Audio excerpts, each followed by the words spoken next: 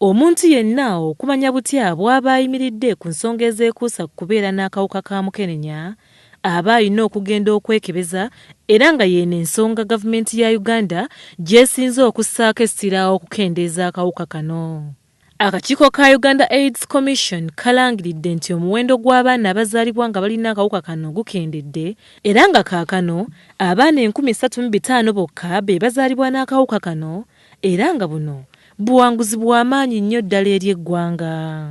However, we still have to do a lot of work in reducing the new infections generally, especially among the adolescents, the young people and the adults. Kino kikoleddwa nga gavumenti ennyikiza okusomesa bamaama abalina akawuka kano engeri y'okutaasaamu abaana baabwe obutakafuna. Dr. Ondoa annyonnyola nti omuwendo gw'abantu abali ku ddagala erinafuya akawuka kano nagwo gweyongedde okuva ku 32 okutuuka ku 87 mu myaka egiyise, ekitegeeza nti abantu ensonga y'okulwanyisa akawuka kano bagikutte kannabwala. So, but we want to increase that to 90% or more. We have achieved that with the mothers, with the pregnant mothers, where 95% of all pregnant mothers tested HIV positive are on treatment. So what that means is that we have surpassed that target of the UNAIDS target of 90-90.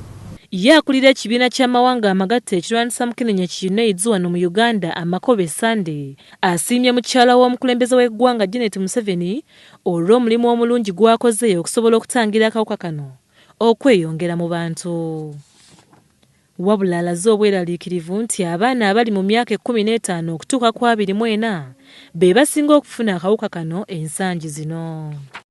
We still need to scale up our combination prevention programs to do with behavior change, programs to do with condom use, programs around male circumcision and all the others that we know about.